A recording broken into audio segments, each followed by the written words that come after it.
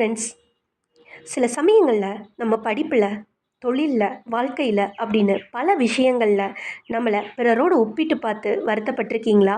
அப்படி வருத்தப்பட்டிருந்தா இந்த வீடியோவை முழுசாக பார்த்ததுக்கப்புறம் வருத்தப்பட மாட்டீங்க. உங்களை மற்றவங்களோட ஒப்பிட்டும் பார்க்க மாட்டீங்க. வாங்க வீடியோக்குள்ளே போகலாம்.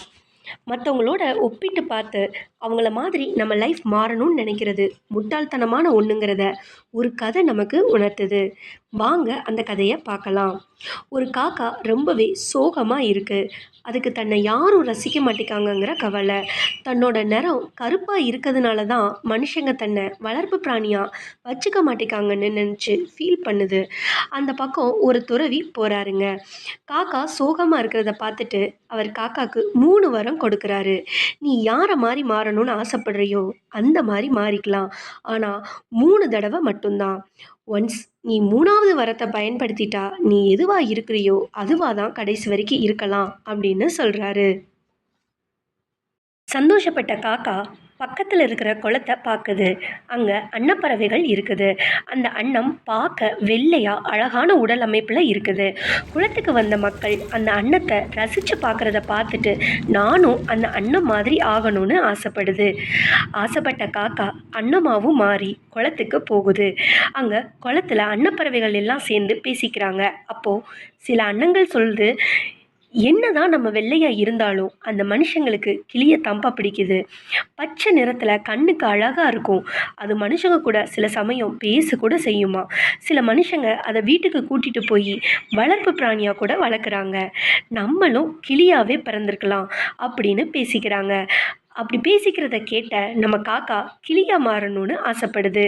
மனசில் அந்த துறவியை நினச்சி கிளியாக மாறணும்னு வேண்டுது. கிளியாகவும் மாறுது. கிளியா மாறின காக்கா தன்னோட கிளி கூட்டத்தோட போய் சேர்றதற்கு கிளியை தேடி அலையுது. ரொம்ப நேரம் தேடினதுக்கு அப்புறம்தான் ஒரு வழியாக கிளி கூட்டத்தோட போய் சேருது. அந்த கிளிங்க கிட்ட போய் கேட்குது, நீங்களாம் கிளியாக வாழ்கிறதுக்கு ரொம்ப சந்தோஷப்படுறீங்கள்ல அப்படின்னு ஆர்வமாக கிளியை பார்த்து கேட்குது. என்னது, நாங்கள் சந்தோஷமாக வாழ்கிறோமா? அட போப்பா, நாங்களே ஏன் இந்த பச்சை கலரில் பிறந்தோன்னு நினச்சி ஃபீல் பண்ணிக்கிட்டு இருக்கோம். மரத்தோட இலைகளும் நாங்களும் ஒரே நிறத்தில் இருக்கிறதுனால அவ்வளோ சீக்கிரமாக நாங்கள் யார் கண்ணுக்கும் தெரியறதில்ல.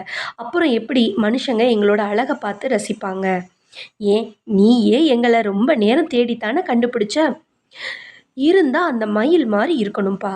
எவ்வளோ அழகா அந்த தோகையை விரிச்சு ஆடுது பாரு, எவ்வளோ கவர்ச்சிகரமான கலரில் இருக்குதுன்னு பாரேன் அப்படின்னு சொன்னதை கேட்டதும் கிளியா மாறின காக்காக்கு, அப்போது கிளியா இருக்கிறதுனால சந்தோஷம் கிடைக்காதா, மயிலா மாறினா தான் கிடைக்குமா அப்படின்னு யோசித்து பார்த்து ஃபீல் பண்ண ஆரம்பிச்சிருது. ஃபைனலாக அது மயிலா மாறணும்னு அந்த துறவியை நினச்சி வேண்டுது. மயிலாவும் மாறி மயில் கூட்டத்தில் போய் சேர்ந்துருச்சு. மாறின காக்கா ஆர்வமாக மயிலுங்க கூட்டத்தில் கேட்குது, நீங்கள் மயிலாக வாழ்கிறதுக்கு உங்கள் லைஃப்பில் நீங்கள் ரொம்ப சந்தோஷப்படுறீங்க தானே அப்படின்னு கேட்குது. அதுக்கு மயிலெலாம் சொல்கிறாங்க, நாங்கள் வாழ்கிற இந்த வாழ்க்கை எவ்வளவு ஆபத்தான சூழ்நிலையில் இருக்குன்னு உனக்கு தெரியுமா? சில மோசமான மனுஷங்க நைட்டில் வந்து எங்களை கொன்று எங்கள் இறகை பிச்சு அழகான பொருள் செய்கிறதுக்காக பயன்படுத்திக்கிறாங்க. மறுநாள் நிச்சயமில்லாத வாழ்க்கை. இதில் எங்கள் அழகை ரசிக்க எங்களுக்கு மனசு இல்லை அப்படின்னு சொல்லுதுங்க. பேசாமல் நம்ம எல்லாம் காக்கா மாதிரி பிறந்திருக்கலாம். அதோட கருப்பு நிறம்தான் அதுக்கு பாதுகாப்பு. சிக்கன் பர்கர், சிக்கன் சாண்ட்விச் மாதிரி காக்கா பர்கர், காக்கா சாண்ட்விச் அப்படின்னு ஒன்று கிடையாது. ஸோ சாப்பிட்றதுக்காக மனுஷங்க யாரும் காக்காவை வேட்டையாடுறது கிடையாது. காக்காவோட நிறம் கருப்பாக இருக்கிறதுனால வீட்டில் வளர்க்குறதுக்காக மனுஷங்க அதை துன்புறுத்தி கூண்டுக்குள்ளே அடைச்சி வைக்கிறதும் கிடையாது. எங்களை பொறுத்த வரைக்கும் காக்காவோட வாழ்க்கை தான் ரொம்பவும் நிம்மதியான, சுதந்திரமான, சந்தோஷமான வாழ்க்கை அப்படின்னு மயிலுங்க கூட்டம் பேசுகிறத கேட்ட காக்காக்கு ரொம்பவே அதிர்ச்சியாக இருந்தது. இப்படி அவங்க பேசிக்கிட்டு இருக்கும்போதே சில வேட்டைக்காரங்க குண்டு சுடுற சத்தம் கேட்குது. பயத்தில் மயில்கள் எல்லாம் காட்டுக்குள்ளே ஓடுதுங்க. அப்போதான் மறுபடியும் காக்காவாகவே மாறிடலாம் அப்படின்னு நினைக்கிது. எப்படி பாபா படத்தில் ரஜினி சாருக்கு இக்கட்டான சூழ்நிலையில் அவர்கிட்ட இருந்த எல்லா வரங்களும் தீர்ந்து போயிடுச்சோ, அதே மாதிரி காக்கா கிட்ட இருந்த 3 வரங்களும் தீர்ந்து போயிடுச்சு. வேட்டைக்காரங்க வந்தாங்க, மயிலா மாறின காக்காவை சுட்டு கொன்னுட்டாங்க. அடுத்தவங்களோட வெளிப்புற வாழ்க்கையை மட்டும் பார்த்து பொறாமைப்படுறது மிகவும் தவறான விஷயம். அவங்களுக்குள்ள இருக்கிற கஷ்டங்களும், போராட்டங்களும் நம்மளால புரிஞ்சுக்க முடியாது. நம்ம வாழ்க்கையில முன்னேறதுக்கு அடுத்தவங்கள மாறி மாறணும்னு நினைக்கிறது ரொம்பவே தவறு, ஆபத்தானதும் கூட.